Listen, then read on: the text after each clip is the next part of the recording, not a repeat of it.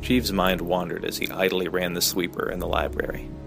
He had just come back from sorting out Gertrude's room, and everything looked exactly as it had before. Clarence and Wilbur would be happy with that, he thought. Well, Clarence anyway. He righted the chair that Wilbur had been sitting on and swept up the feathers surrounding the chair.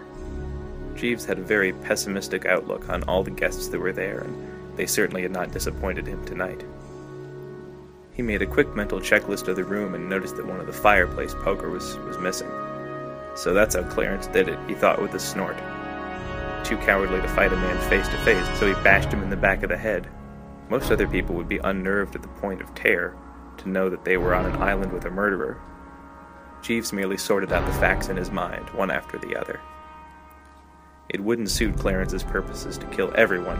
That would look far too suspicious, and he wasn't even sure it was his true aim.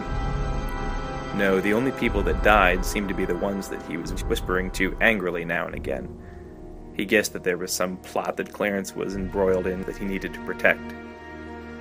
Jeeves, taking no interest in anyone, was perfectly safe. And as for Fifi, well, he wouldn't let anything happen to her.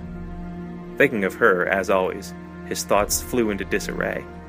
Hot spikes of emotion which he didn't feel for anyone else reared their heads, disrupting his trains of thought.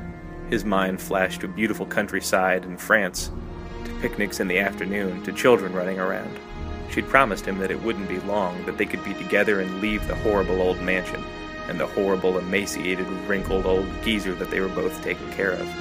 Jeeves gripped the sweeper very tightly indeed when he thought of Colonel de Jean, of the way that the lecherous man's old eyes widened when they followed Fifi. He had suspicions, of course, and Fifi was maddeningly coy when she talked about the Colonel. Still, she told him that he was her one and only, and that was enough for him. He replaced the sweeper and headed back to his room, idly wondering if any of the other guests would consider murder that evening. Then a strange thought entered into his mind. Would he consider murder? Would he stoop to that level? What circumstances would make him do it?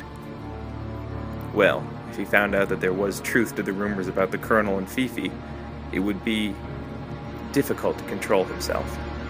Certainly if anyone came between her and happiness, or between the two of them being together. Well, he would have time for such thoughts later, after the dance.